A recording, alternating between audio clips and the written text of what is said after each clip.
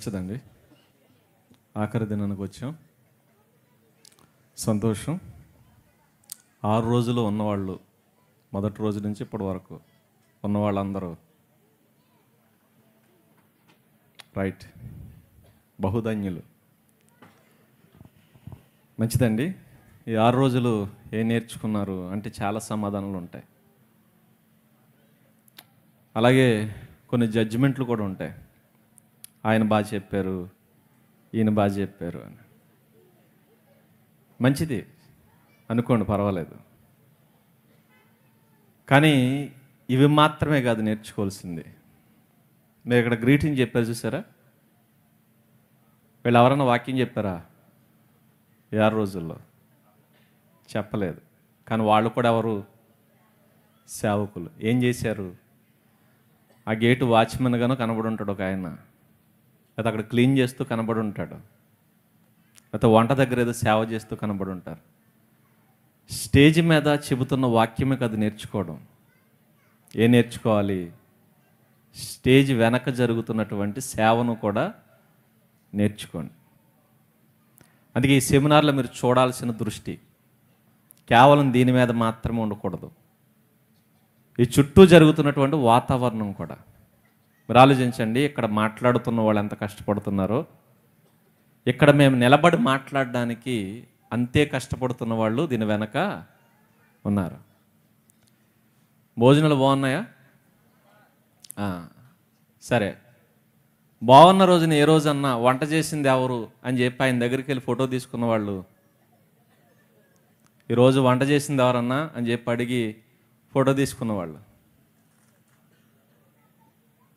David గారితో photo దిగిన వాళ్ళు ఉన్నారు, జేమ్స్ గారితో ఫోటో దిగిన వాళ్ళు. మరి ఆయనది ఎందుకు దిగలేదు? మనం కొన్ని గుర్తించాం చూసారా, వాళ్ళను కూడా గుర్తించండి. అవునా కదా? అదేం తప్ప?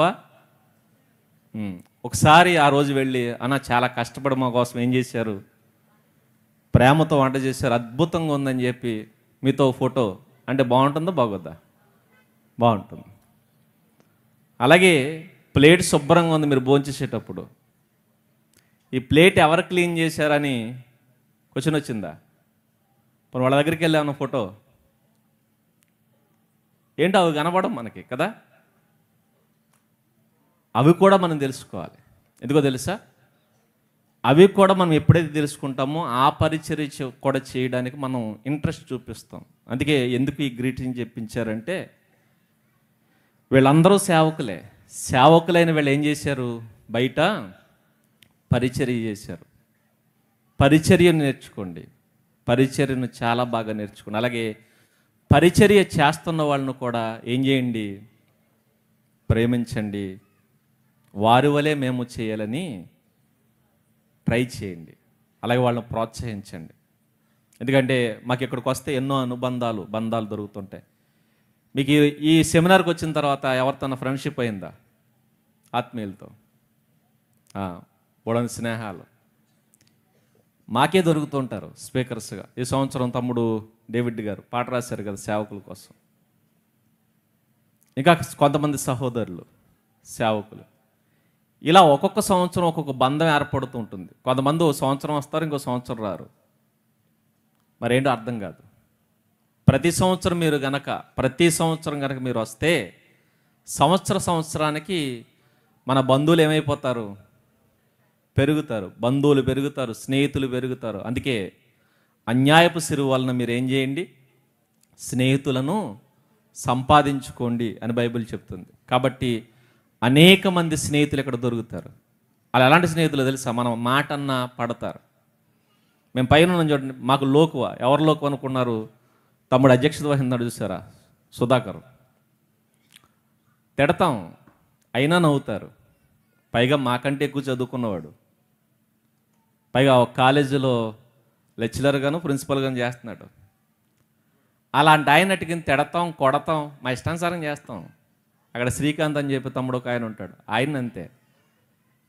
వాళ్ళు నవ్వుకుంటూ ఉంటారు. ఎందుకంటే మా అన్నయ్య, మా తమ్ముడు. ఇలాంటి బంధాలు ఇలాంటి సెమినార్లను మీకు దొరుకుతుంటాయి. ఇది వాక్య సంబంధమైన బంధాలు, వాక్యం ఏర్పరిచే బంధం, క్రీస్తు రక్తం ద్వారా ఏర్పడుతున్న బంధం. ఇలాంటి బంధాలు పెంపొందించుకోవాలంటే ఇలాంటి సెమినార్లు జరగాలి. మీకు ఆత్మీయులు దొరుకుతారు, అనుబంధాలు దొరుకుతాయి, ప్రేమలు దొరుకుతాయి. అందుకే ఈ 6 రోజులు ఏంటో తెలుసా, మీకు విపరీతమైన ప్రేమ కలిగి ఉంటుంది. అందుకే వెళ్ళడానికి చూడండి, చాలా బరువెక్కిన గుండెలతో తిరిగి వెళుతుంటారు. ఎందుకంటే ఏదో మనం వదిలేసి వెళ్ళిపోతున్నాం.